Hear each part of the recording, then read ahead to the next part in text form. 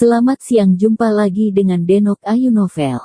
Bagaimana kabar sobat semua? Sebelum kita mulai cerita ini, ayo silakan subscribe, like, komen, share dan nyalakan loncengnya untuk mendapatkan notifikasi terbaru ketika Mimin upload videonya.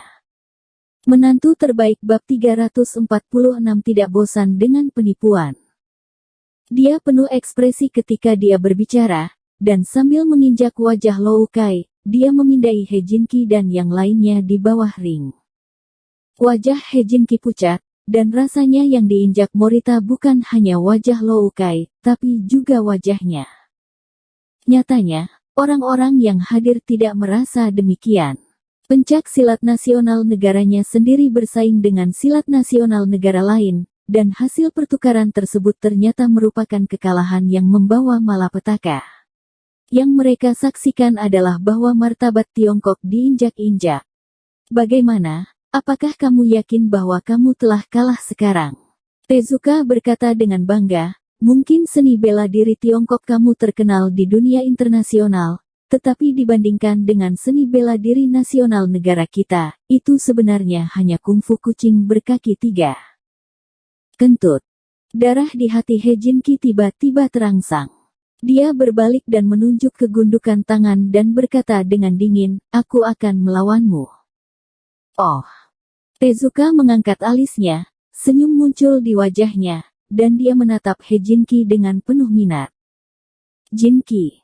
Ekspresi wajah Wan Xiaofeng berubah, dan dia buru-buru mengulurkan tangannya dan meraihnya, membujuknya, Jinki, jangan bertindak dengan setia. Ya, Jinki. Li Qianhao juga bergegas untuk menyeretnya ke samping, dan berbisik untuk membujuknya, kamu baru saja melihat keterampilan kurcaci kecil di atas. Orang-orang ini bukan orang biasa. Mereka pasti datang ke sini dengan sengaja. Kamu tidak bisa mengalahkan mereka. Mereka. Siapa bilang aku tidak bisa mengalahkannya? Paman kedua saya menunjuk saya secara spesifik ketika dia kembali. He Jinki berkata agak tidak yakin. Memang, pada hari-hari ketika He Zizhen kembali, dia meluangkan waktu untuk memberinya nasihat, membantunya memperbaiki banyak kesalahan dalam gerakannya, dan mengajarinya beberapa trik praktis. Dia tidak pernah jatuh dalam jangka waktu ini dan akan mempraktikkannya sendiri ketika dia baik-baik saja. Butuh 1 atau 2 jam, jadi dia membuat kemajuan besar, itulah sebabnya dia sangat percaya diri.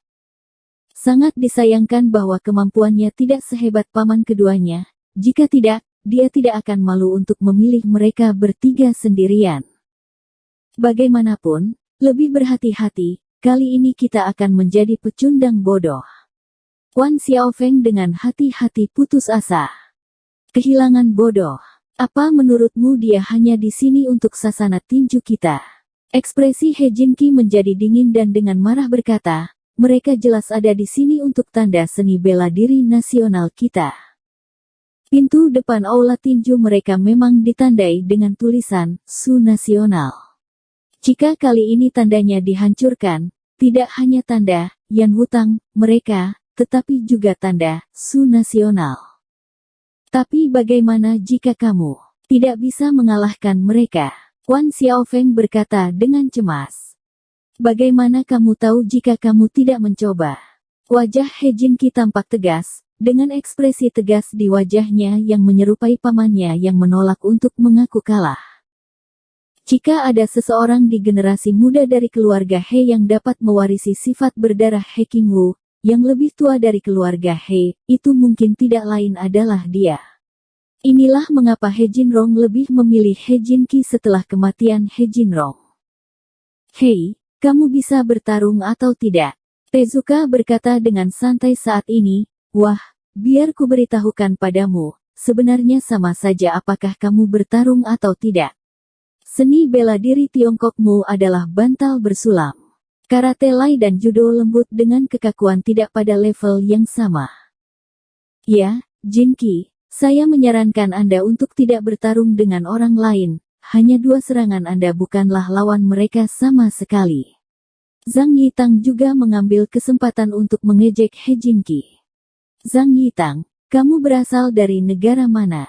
He Jinki menoleh dan menatapnya dengan dingin, dan berkata dengan tajam, sekarang saya ragu apakah leluhur keluarga Zhang Anda disembunyikan oleh negara Jepang.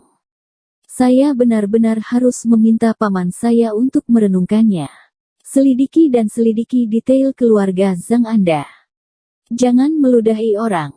Nenek moyang kami dari keluarga Zhang adalah orang China asli. Wajah Zhang Yitang langsung memutih, dan topi He Jinki dikancingkan terlalu parah. Sebagian besar anggota keluarga mereka adalah pejabat negara. Jika ada rumor, seluruh keluarga mereka akan terlibat. Sungguh, karena kamu berasal dari Huaxia, mengapa kamu berbicara untuk orang Jepang? He Jinki mencibir, kenapa? Mungkinkah kamu ingin menjadi pengkhianat? He Jinki, jangan bicara omong kosong, Zhang Yitang sangat patriotik. Mata Zhang Yitang membelalak, dan dia buru-buru menjelaskan, alasan mengapa saya mengatakan ini juga karena niat baik, karena takut Anda akan mempermalukan negara kami. Bahkan malu, itu jauh lebih baik daripada orang sepertimu yang tidak berani mengeluarkan kentut. He Jinki mendengus dingin, lalu melepas jaketnya sambil berjalan menuju puncak ring. Di saat yang sama, dia berbalik dan berkata pada Tezuka, ayo, kaulah yang aku tantang hari ini.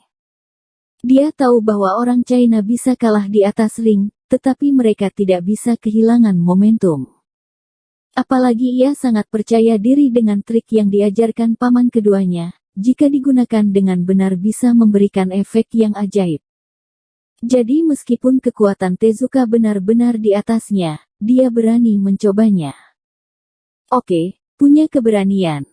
Tezuka menyipitkan matanya, lalu meraih jaketnya dan melemparkannya ke Takahashi, mengencangkan ikat pinggangnya, dan berjalan menuju ring dengan langkah yang stabil. Jinki. Wan Xiaofeng memanggil He Jinki dengan prihatin, tapi He Jinki mengabaikannya sama sekali. Tidak apa-apa, mungkin Jinki bisa mengalahkannya. Meski Li Qianhao mengatakan itu, kenapa Jinki mengeluarkan keringat di dalam hatinya? Meskipun mereka tidak yakin dengan He Jinki, mereka sudah sekian lama mengenalnya sebagai bos, mereka tidak ingin bos mereka kalah, dan kali ini bos mereka mewakili sasana tinju mereka dan China. Yang lain juga berkumpul di sekitar ring lagi, dan mereka memandang He Jinki dengan sedikit rasa hormat, seolah-olah dia tidak lagi menganggapnya sebagai anak yang hilang. Tubuhmu terlalu lemah, haruskah aku membiarkanmu melakukan sesuatu dulu? Tezuka melirik He Jinki dan berkata dengan nada mengejek. Tidak, bahkan jika kamu menggunakan yang terbaik, bisakah kamu mengalahkanku masih sebuah pertanyaan. He Jinki mendengus dingin dan terlihat dingin, tanpa pemanasan, dia lari beberapa langkah dan bergegas ke Tezuka, menyapu Tezuka dengan pukulan yang tajam. Bak kecil. Tezuka mencibir di dalam hatinya, dia tiba-tiba meluncur ke satu sisi, dan bersembunyi, dan pada saat yang sama memukul He Jinki dengan pukulan yang ganas, tetapi yang mengejutkan, tubuh He Jinki tidak terburu-buru karena inersia pukulan barusan. Tiba-tiba berhenti, memutar siku dan memukul dadanya. Kulit Tezuka tiba-tiba berubah, dan tinju yang dia ayunkan dengan tergesa-gesa ditarik, dan dia buru-buru meletakkan dadanya di blok, dan tiba-tiba menangkap siku He Jinki, tetapi yang membuatnya semakin tidak terduga adalah He Jinki tidak berhenti. Sebagai gantinya memanfaatkan momentum, seseorang bersandar di pundaknya, dan Tezuka mengambil pijakan yang tidak stabil dan dipukul oleh kekuatan besar, dan mundur 2 langkah. Ini baik. Ada ledakan tepuk tangan dari kerumunan. He Jinki sendiri tidak bisa menahan sedikit terkejut. Dia tidak menyangka bahwa trik yang diajarkan oleh paman keduanya sangat berguna. Selama dia mengendalikan kekuatan pinggang dan perutnya, buru-buru menghentikan inersia, dan memanfaatkan kekuatan untuk mengeluarkan combo, dia benar-benar bisa mencapai hasil yang tidak terduga. Efek. He Jinki tidak berhenti sedikit pun, dan sekali lagi melancarkan serangan dengan rapi ke arah Tezuka, tetapi Tezuka sudah menstabilkan posisinya saat ini, dan dia mengikuti gerakan He Jinki tanpa terburu-buru, dan secara bertahap dia sudah berada di atas angin. Orang-orang di bawah tidak bisa menahan gugup lagi, dan mereka tidak berani mengeluarkan suasana, karena takut mempengaruhi penampilan Hejinki. Setelah beberapa ronde, Tezuka menemukan bahwa Hejinki tidak memiliki kemampuan menyerang yang menonjol kecuali untuk beberapa trik pertama. Dia tidak bisa menahan nafas lega. Pada saat yang sama, serangan di tangannya tiba-tiba dipercepat. Sengit. Hejinki telah menghabiskan banyak kekuatan fisik saat ini, sedikit lelah untuk mengatasinya, dan gerakannya sedikit lambat. Dia mengertakkan gigi, tahu bahwa dia pasti akan dikalahkan jika dia terus seperti ini, mengingat trik berbahaya yang diajarkan paman keduanya. Dia segera mengertakkan gigi dan melihat kesempatan. Pada saat Tezuka mengirim serangan, tidak ada penghindaran, dan dadanya pengap. Dengan tercekik, dia menerima pukulan itu dengan tiba-tiba, tetapi pada saat yang sama dia menghantamkan tinjunya ke tenggorokan Tezuka. Raut wajah Tezuka tiba-tiba berubah. Jelas, dia tidak menyangka Hejinki memilih gaya pembakaran giok dan batu ini.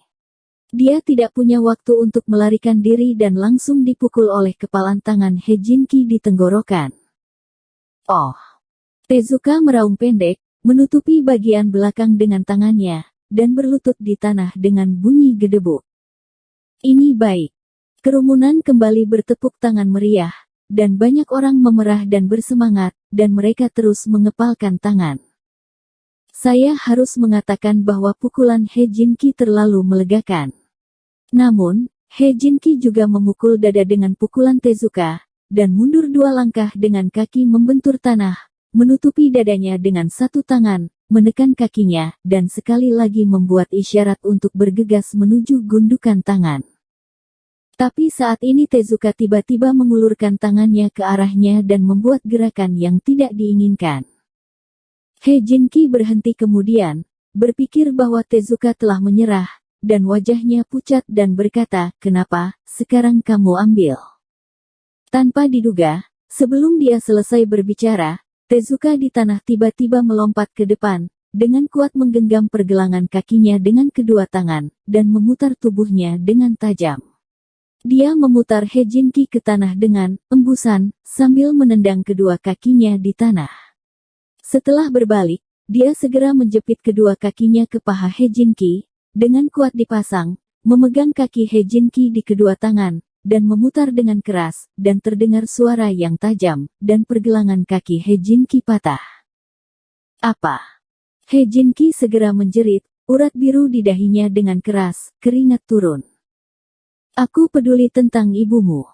Semua penonton tiba-tiba menjadi marah, dan benar-benar marah dengan taktik tak tahu malu Tezuka. Mereka berkerumun dan berteriak. Bodoh.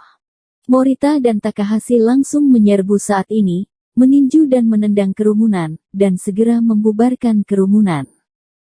Kamu terlalu ceroboh. Tezuka berdiri dan mengangkat sabuk celananya, menyentuh tenggorokannya yang masih agak sakit, dan memandang Hejinki, yang berguling-guling di tanah dengan nyeri betisnya, dan berkata dengan tenang, "Aku baru saja mengulurkan tanganku bersamamu, tapi tidak memberitahumu. Saya sudah menyerah, jadi Anda tidak bisa menyalahkan siapapun. Dalam kata-kata Huaxia Anda, ini disebut, tentara tidak pernah bosan dengan penipuan. Aku menipu nenekmu." Kerumunan tiba-tiba berteriak marah. Saya tidak menyangka pria Jepang ini begitu tidak tahu malu, tapi tak lama kemudian dia mendapat pukulan hebat dari Morita.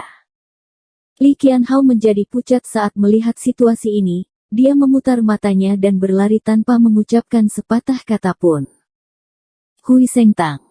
Dia tahu bahwa dalam kasus ini, dia harus menemukan Lin Yu dan Hejinki, saudara kedua yang maha kuasa. Bibi, kamu minum obatnya, ingatlah untuk membuatnya tepat waktu. Setelah Lin Yu mengirim pasien di depannya dengan senyuman, telepon berdering tiba-tiba, dan Li Qianjuo yang menelepon. Hei, Tuan He, maafkan aku telah mengganggumu. Begitulah keadaannya. Kakakku sepertinya agak tidak nyaman akhir-akhir ini. Apa menurutmu itu karena sudah terlalu lama sejak suntikan terakhirmu? Li Qianhui berkata dengan memalukan. Dia sudah mengerti bahwa Lin Yu memberikan jarum kepada saudara perempuannya untuk melanjutkan hidupnya meskipun kehidupan saudara perempuannya berlanjut, itu adalah kerugian besar bagi Lin Yu. Oke, kalau begitu aku akan lulus sekarang. Lin Yu sudah mendengar arti dari kata-katanya, mengangguk dan setuju. Itu terjadi bahwa dia bisa menggunakan Li Qianying untuk menguji seberapa berat kekuatan spiritualnya. Kemudian dia mengambil kotak jarum, menyapa Dou Xingyi, dan bergegas ke kelompok Li.